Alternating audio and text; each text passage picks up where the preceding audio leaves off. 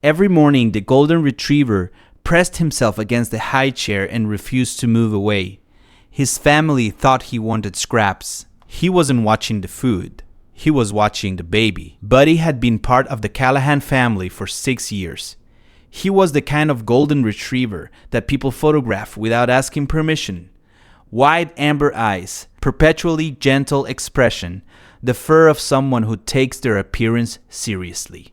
He had been there before the baby, before the house, before Margot Callahan had become the person she was when she became a mother. He was the fixed point the family organized itself around, without ever discussing it. Wela was 7 months old. She was at the stage of babyhood, where eating is both a skill and a performance. She had strong opinions about pureed sweet potato, and no opinions whatsoever about pureed peas. She ate in the high chair every morning at 7:15, with the focused energy of a person engaged in serious work. Buddy had never shown particular interest in the high chair before. He ate his own food in the kitchen and stayed out of the human eating business with the professionalism of an animal who understands that table manners are enforced. On a Tuesday in November, he changed.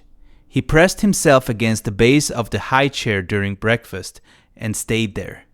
Margot moved him twice. He returned. She assumed food had fallen during previous sessions, and there was a smell she couldn't locate. She cleaned under the chair. He returned anyway. On Wednesday morning, the same thing. Pressed against the high chair, nose working, eyes on Wila's face, not begging. His posture was wrong for begging. There was no upward eagerness. He was watching the baby's face the way he watched things that had his complete professional attention. On Thursday, Willa made a sound during breakfast that Margot would later describe as nothing. Just a small sound, but it made Buddy's ears go forward and his nose begin to work faster. Willa went quiet for approximately 3 seconds, staring at nothing, then resumed eating as if nothing had happened. Buddy pressed harder against the high chair base. Her husband, Emmett, watched this on Friday morning and said, "He's doing something, not nothing. Something specific. Why is he doing that?" "I don't know," Margot said, and the fact that she didn't know had been sitting in her chest for 4 days as a quiet, formless weight. She called their pediatrician that afternoon. If you stay for stories about what animals sense before we do, you're in the right place. Subscribe so you don't miss the next one. Dr. Priya Sengupta told her to bring Willa in the next morning. She ran a routine examination, and then, based on what Margot described, the small pause, the brief stare at nothing, the return to normal, she ordered an EEG. It was a precaution. She said so. She told them not to worry. These things were usually nothing. The EEG was not nothing.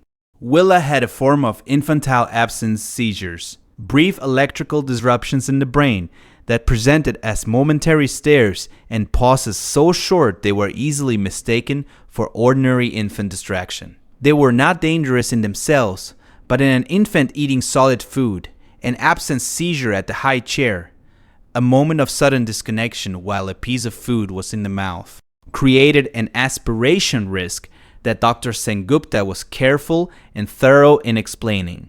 The sound Willa made on Thursday morning, the 3-second pause and the stare, that had been a seizure. At the high chair while eating, Buddy had been there for all of it. Every morning, pressed against the base, watching her face, positioned in the one place in the house where the risk was highest. Research on dogs and seizure detection consistently demonstrates that approximately 22 to 68 minutes before a seizure, dogs who live with patients begin showing alert behaviors. Some dogs, particularly those with prolonged proximity to an individual, detect the subtle biochemical changes that precede seizure activity through scent. Dogs who have never been formally trained as medical alert animals demonstrate these behaviors spontaneously. Buddy had been detecting it every morning at the high chair. He had been attending to the highest risk moment of Willa's day with the consistency of an alarm clock and the accuracy of a medical device. Has your dog ever done something that made no sense until it was the only thing that made sense? Tell us in the comments. These stories deserve to be heard. Willa's treatment was managed and her seizure activity reduced significantly within 6 weeks. Meal times were adjusted, supervision protocols changed. Buddy remained at the high chair, not because he was told to, because he was still reading something that was getting better, but was not yet completely gone. He moved away from the high chair on a Thursday morning, 8 weeks later, walked to his bed in the corner, lay down, and slept through the entirety of breakfast for the first time in 2 months. Willa ate her sweet potato. She had no opinion about the peas. Every guardian deserves to be recognized, even the ones who never asked for anything in return. If stories like this matter to you, subscribe so you never miss the next one. Emmett found Margot standing at the kitchen doorway that morning, watching Buddy sleep. She had her coffee in both hands, and she wasn't doing anything with it. "He's finished," she said. "He stayed until it was done," Emmett said. They stood there together for a moment. Willa banged her spoon against the tray. Buddy's chest rose and fell in the deep, complete way of a dog who has finally, thoroughly rested. The next story involves a husky and a newborn, and a moment that stopped a night nurse in her tracks.